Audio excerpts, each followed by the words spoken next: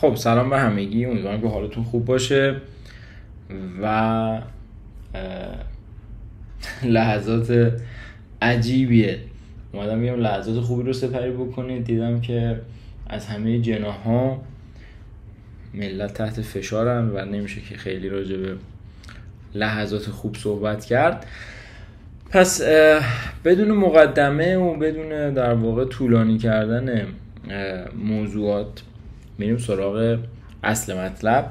فقط یه چک بکنم با همه دوستان که صدای خوب دارن، تصویر خوب دارن، من رو میبینن یا خیر و بریم سراغ موضوع امروز. وبینار ضبط می شود، بله، در یوتیوب قرار خواهد گرفت که همه دوستان بتونن دوباره رایگان و راحت مشاهدهش بکنن. امیدوارم که نکاتش انقدر در واقع کمکتون بتونه بکنه که مجدد برید و نگاه بکنید. چند تا آیتم مهم رو میگم، خیلی اذیتتون نمی کنم. میدونم که وسط در واقع اتفاقات هستیم. همین حالا از شبکه 1 و 2 سخنرانی رهبر داره پخش میشه و حالا همین جا تو این وبینار ممکنه که نصف صحبت ها یه میزانی تغییر بکنه. من لینک صفحه یوتیوب هم حالا در انتهای وبینار به اشتراک میذارم که همه دوستان بتونن استفاده بکنن و بعدش هم که هستم بعد از توضیحات مختصر مفیدی که داریم برای اینکه بتونم به سوالهای شما پاسخ بدم در مورد قیمت دلار، طلا، خودرو، مسکن، همه اینا. اگر سوال دارید بعد از حالا چند دقیقه‌ای که راجع به ماشه صحبت خواهیم کرد میتونید در واقع از من بپرسید.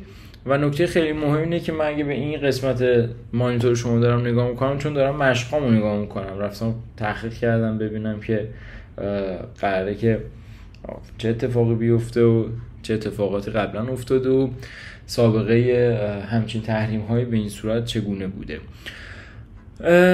خب شروع بکنیم. اصل داستان یک نکته بسیار ساده است.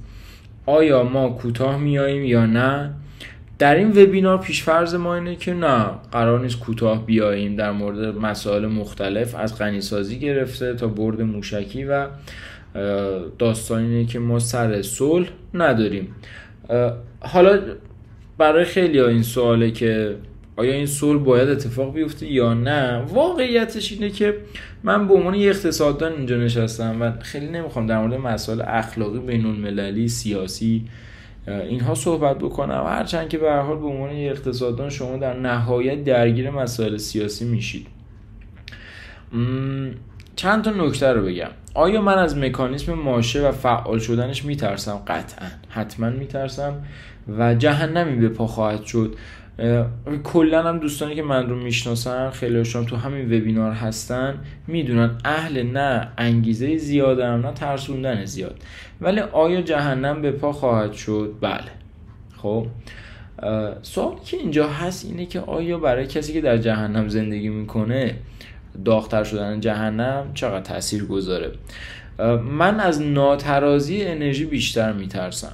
یعنی اگر بگید که بین مثلا کمبود برق و مکانیسم ماشه کدوم قراره بدتر باشه، کمبود برق. من از ناترازی منابع بیشتر میترسم. شما با تحریم، ایران به هر حال با تحریم میتونه یه کاری بکنه ولی با بی‌آبی هیچ کاری نمیشه کرد.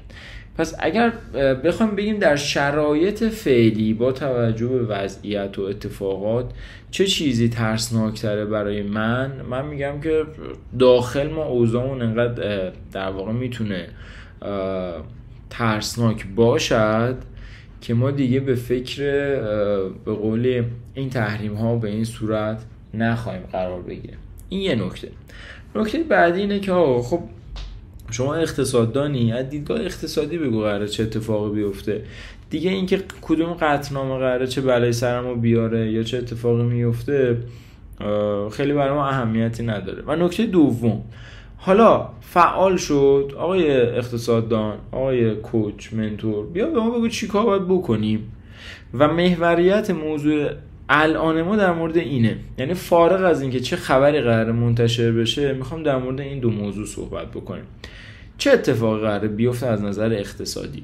خیلی اجمالی اگر بخوام بهتون بگم، ما طلا رو حالا خیلی قیمت ویژه‌ای نمیخوام روش بدم، ولی بریم سراغ گرم 11 تومن، 12 تومن، حتی 13 تومن، 14 تومن. حالا چرا این محدوده ها رو دارم اعلام میکنم؟ چون قیمت های تعادلی ممکنه که تغییر بکنه با توجه به عرضه و تقاضا و دارم در مورد گرم صحبت میکنم. حالا اگر اونس جهانی به خاطر جنگ و داستانهایی که ترامپ ایجاد میکنه برسه نزدیک به $4000 و 3900 اینها رو ببینه، اون موقع است که ما در مورد گرم 15 میلیون تومان هم داریم صحبت میکنیم.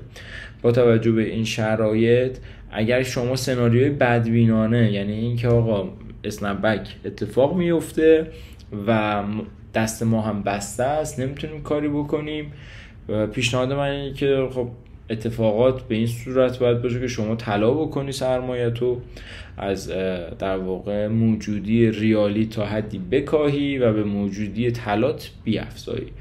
چرا در مورد دلار صحبت نمی‌کنم؟ بازدهی احتمالاً طلا بیشتر از دلار خواهد بود. خب برای دلار چه اتفاقی میفته؟ به نظر میرسه برای دلار ما تا زمستان داریم به 240,000 تومان فکر میکنیم. حالا یه سری اقتصاددانا از جمله آقای صادق الحسینی و امثالهم میان یک کانال رسم میکنن که بحثا انتقاد نیست به این افراد، ولی میخوام استدلالشون رو درک بکنیم که آقا ما در مدل اقتصادی که ساختیم، کانالی که رسم شده 140,000 تومان بوده بعد از اسنپبک. بله، اسنپبک فعال بشود میشود 140,000 تومان، ولی در واقع شما یه مبحثی رو نادیده دارید میگیرید و همه دوستانی که حالا سقف دلار رو 140,000 تومان دارن اعلام میکنن، کدوم مبحث رو دارن نادیده میگیرن؟ مبحث وضعیت تأمین دلار توسط بانک مرکزی داخل کشور. چیزی که مشاهده میشه اینه که ما بعد از اسنپبک مشکلات اساسی و بزرگی در موضوع تامین دلار بازار خواهیم داشت. حالا از چه جهت من این رو دارم میگم؟ ببینید، ایران با تحریم غریبه نیست، یعنی اینکه خب ما وقتی داریم راجع به تحریم صحبت میکنیم و ایران یه سابقه حداقل 30 ساله‌ای از انواع و اقسام تحریم‌ها رو داریم. چه اتفاقی قراره بیفته؟ ما برمیگردیم به ناوگان شبح. ناوگان شبح ناوگانیه که نفت در تحریم میفروشه. چند تا قطعنامه‌ای که چین و روسیه هم دادن احتمال خرید نفت از ایران رو توسط چین تقویت میکنه. این هم یه احتماله، ممکن اتفاق نیفته. زنجیره تامین نفت ایران قبل از تحریم 2 میلیون و حالا 500 بشکه روزانه بوده. بعد که تحریم ها اتفاق افتاد این رسیده به 700,000 تا 500,000 تا و توی همه این مدت که در واقع ترامپ در دوره اول ریاست جمهوریش اومده از برجام خارج شده، ایران از 500,000 فروش روزانه نفت دوباره رسیده به 1,500,000 که در واقع 1 میلیون بشکه نفت تونسته توی این مدت اضافه بکنه. حالا البته کمک بایدن هم مدتی بود که حالا یه معافیت هایی برای ایران ایجاد کرد، ولی نکته اینه که ایران و جمهوری اسلامی فهمیده که تنوع خریداران نفتش رو باید بالا ببره. حالا همه اینا رو میگم به دلار برمیگردم و حوصله‌تون نمیخوام سر ببرم. تنوع خریداران در واقع نفت ایران افزایش پیدا کرده و معمولا مثلا حالا پالایشگاه‌ها یا جاهایی هستن که خیلی کوچیکن، تو لیست اصلا نمیان، دیده نمیشه خرید و فروششون، یا به نحوی داره دور زده میشه یا مخاطبش چینه و تخفیف‌های ایران فرای جریمه‌هایی که ممکنه آمریکا بکنه. و وقتی ما داریم در مورد نفت صحبت میکنیم دوستان اشتباه نکنید، صحبت از اسنپبک نیست، صحبت از تحریم‌های خود آمریکاست. پس فکر نکنید منم حواسم به این موضوع نبوده، بلکه قضیه اینه که خب حالا اون آقلدره کت خداه اومده یه تحریمی کرده و ما داریم سعی میکنیم اون تحریما رو دور بزنیم. پس ایران حدس میزنیم در صورت اسنپ بک یه عدد حالا 500,000 تا 700,000 تایی کاهش و فروش نفت داشته باشه در بشکه. اما این عدد 500,000 تا 700,000 تایی 50% کل صادراته.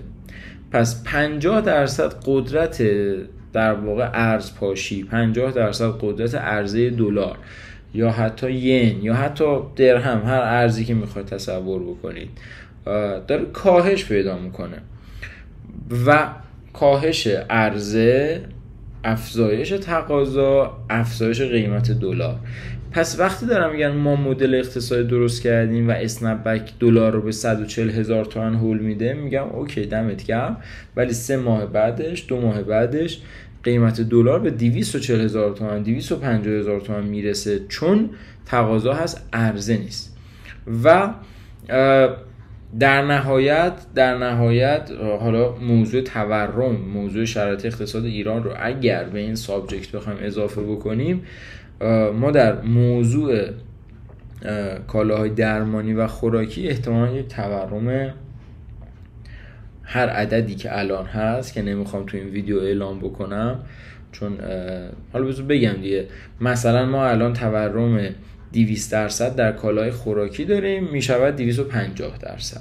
یعنی این اتفاقه و این جامپه به دلیل اسنپ بک و تحریم‌های آمریکا و کاهش فروش نفت و کم شدن قدرت بانک مرکزی در تأمین ارز مورد نیاز کشور قرار اتفاق بیفته. خب بیشتر از این سرتون رو درد نمیارم و حالا مبحث در واقع گردش ارز و نفت و اینا رو جمع بندی میکنم. بریم سراغ این که ما چه باید بکنیم. یک، الان 2 برنده داریم. برنده اول اونیه که طلا میخره، برنده دوم اونیه که داره در واقع روی مسائلی سرمایه گذاری میکنه یا اسید های سرمایه گذاری میکنه که این اسید ها وابستگی به خارج ندارن. یک برنده دیگری هم داریم که معمولا حالا اون برنده خیلی تو ایران تعدادش زیاد نیست و اون کسیه که بیزینس خارج از ایران و صادرات آفیس محور خارج از ایران داره. یعنی میتونه به نحوی کالاهاشو با لنج و قاچاق و اینا به دفترش در عمان یا امارات برسونه یا ترکیه و از اونجا به عنوان یک بیزینس ترک یا عرب یا حالا اماراتی و عمانی اقدام به صادرات بکنه که اینم برنده است. آیا در ملک و بورس و اینا سرمایه گذاری بکنیم؟ اگر فرد ریسک پذیر هستید، شاید چندین ماه بعد از فعال شدن احتمالی اسنپ بک اونها به رده در واقع فعالیت خودشون برگردن. ولی علل حساب به عنوان یک asset امن، طلا یا صندوق طلا یا طلا جزء آیتم هایی هستش که فکر میکنم بازدهی خیلی بهتری بتونه بهتون بده.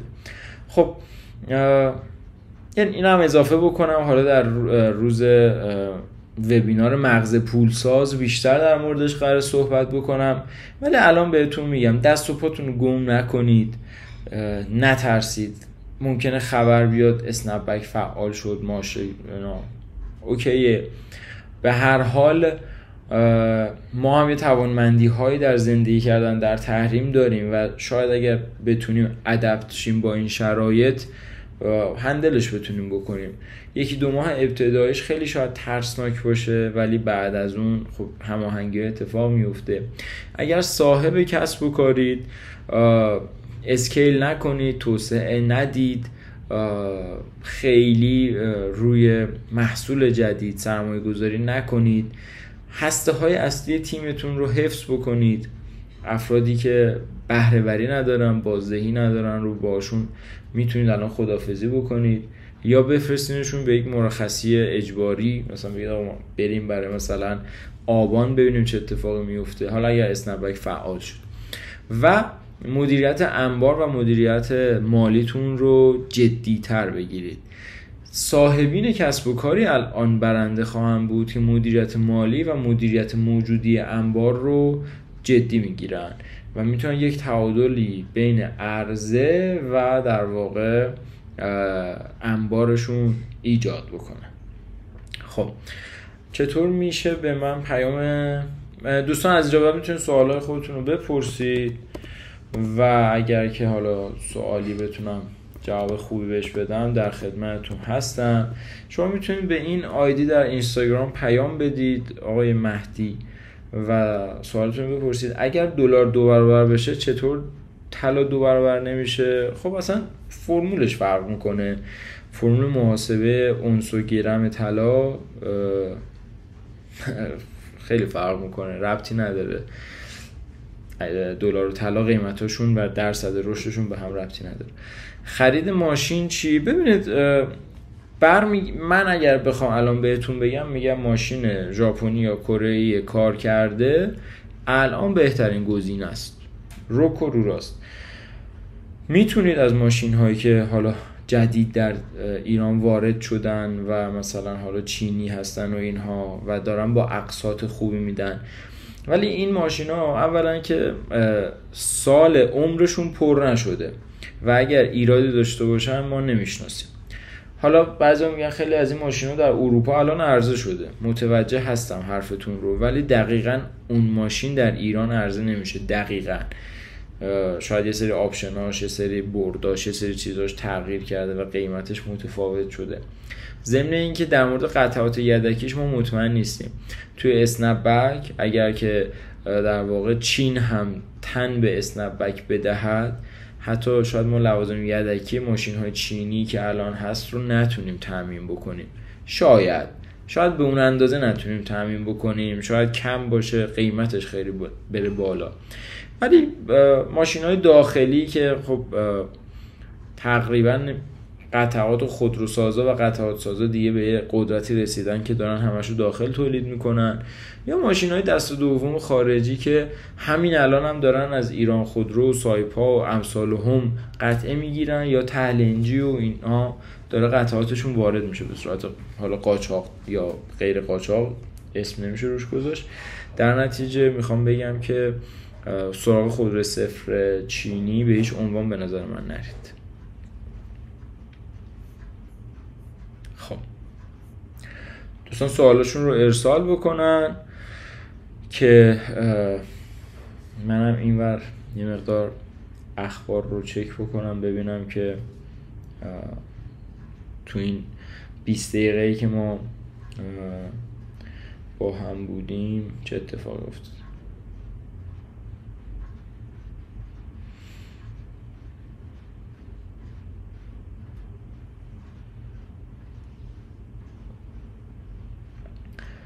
خب به نظر میرسه که روز چهارشنبه ساعت 6 آقای پزشکیان قراره تو سازمان ملل صحبت بکنه که میتوان رو گوش داد و ایران هم با توجه به صحبت‌های رهبری غنیسازی رو فعلا میخواهن که ادامه بدن. اگر طلا بفروشیم الان که خونه بخریم برای سرمایه یا طلا نگه داریم. ببینید دو تا اتفاق، نمیدونم کدوم شهر هستید ولی اگر تهرانید این حرف من خیلی صادقه. دو تا اتفاق منجر به کاهش قیمت ملک در تهران شده.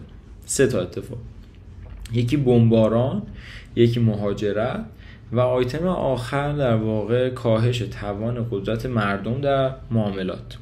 خب و الان بسیاری از ملک های بسیار لاکچری هستن که در مناطق بالای شهر تهران که قبل از این اتفاقات متری 300 میلیون 250 میلیون هم نمیفروختن، الان به خاطر فشار اقتصادی اومدن متری 100 میلیون گذاشتن، کسی نمیخره.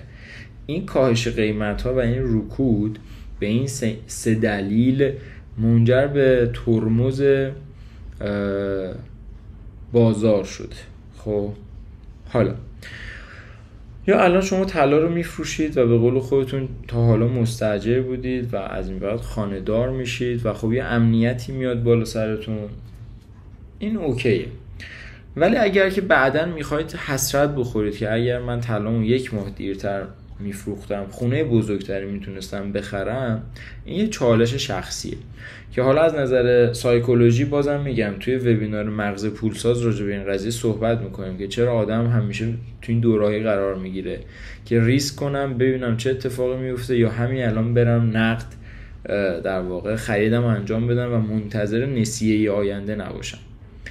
پیشنهاد من اینه. در هر صورت حالا در کل دارم میگم، در هر صورت اگر که این خونه اولویت 1 اقتصادی شماست، شما خریدتون رو الان انجام بدید و در نظر داشته باشید که طلا گرونتر خواهد شد اگر که ما در همین مسیر اسنپ بک ادامه بدیم. ولی اینم در نظر بگیرید ممکنه تا 48 ساعت آینده برخلاف آنچه که من فکر میکنم ما رو ایران، دولت ایران و آمریکا سورپرایز بکنن و یه تفاهمی به دست بیارن. میدونید یعنی چون من که از سیاست که خبر ندارم، من بر اساس الان آینده اقتصاد رو دارم بهتون میگم. بر اساس الان طلا میرود بالا ولی بر اساس فردا ممکنه طلا بیاید پایین. خب این از این. حالا اینکه یه منزلی دارید که اجاره‌ای نداره ممکنه فضای مانورتون رو بیشتر و بالاتر بکنه. طلای آب شده آنلاین از کجا بخریم؟ من طلای آب شده آنلاین نمیخرم، یا طلا فروش مطمئن دارم و از اون میخرم، یا صندوق طلا میخرم، یا حواله طلا میخرم، یا خزانه طلا میخرم. ولی اگر که یه هفته روی سر من بذارید باز هم طلای آب شده آنلاین نمیخرم. الان 200 میلیون داشتیم طلا به علاوه دایی بخریم با توجه به بحث امکان فریز شدن تتر. و ببینید دای توکن آینده داریه، در مورد طلا هم که گفتم، ولی به خاطر فریز شدن تتر دایی نخرید. اگه به خاطر فریز شدن تتر، خب الان اتریوم خیلی آمادگی رشد بالاتری داره و خیلی توکن ها قیمتشون انقدر اومده پایین که به صرفه هستش که بریم اون توکن ها رو بگیریم و به جای استیبل کوین از رشد در واقع اینها استفاده بکنیم. نقره قیمتش چی میشه؟ نقره خب راه طلا دیگه، اون هم افزایش پیدا میکنه. البته که واقعیتش رو بخواین الان اونس نقره رو نمیدونم چند دقیقاً، ولی جدای از اون هر در واقع رشدی که تو طلا اتفاق افتاده، نقره متعاقباً و به صورت تقریبی با همون درصد رشد کرده. صندوق طلا پیشنهادم عیاره، نه که حالا ازشون پولی بگیرم یا سودی میدن. بحث مارکت کپ و قدرت در واقع روندسازی و شاخص سازی یک صندوقه. عیار یک چیزیه که شاخص سازه و کمک میکنه که شما دارایی هاتون حفظ بشه و پول هاتون حفظ بشه. صندوقای حالا مثلا صندوقای زر یا لوتوس یا امثال هم شهرت عیار رو ندارن. شهرت نداشتن یعنی نقدینگی پایین تر. اینکه شهرت برای من مهمه دلیلش اینه، شهرت یعنی نقدینگی بیشتر، پول بیشتری در دستشه. و این نکته ای رو هم بگم، با اینکه معتقدم جنگ اتفاق نخواهد افتاد، دلایل اقتصادی براش دارم نه دلایل سیاسی، مگر اینکه تو این دلایل در واقع سیاسی توجیه حمله به ایران وجود داشته باشه. و ضمن اینکه تو خود متن اسنپ بک هم گفتن که آقا این برای جلوگیری از حمله نظامیه، یعنی ما انقدر قطعنامه صادر میکنیم و انقدر فشار رو میبریم بالا که از نظر اقتصادی فروپاشی اتفاق بیفته بدون نیاز به حمله نظامی و حالا راه انداختن حمام خون.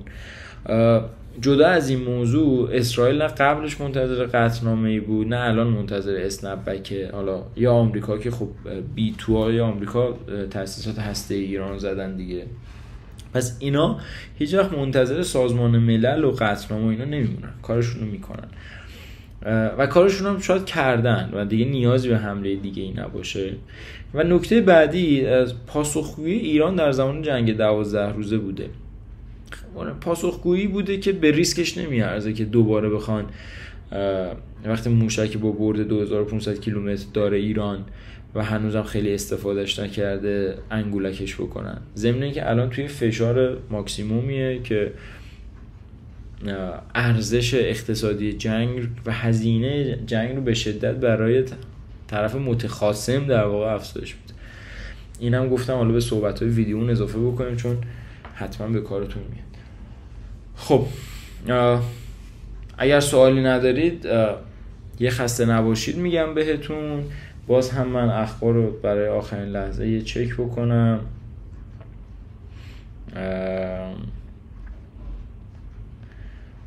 و بله تو خبر اومده که بخش صحبت در مورد مذاکره رو رهبری شروع کردن. میتونید برید شما هم از شبکه 1 یا 2 اگر خواستید مشاهده بکنید. خواهش میکنم هر سوالی دارید بنده در خدمتتون هستم.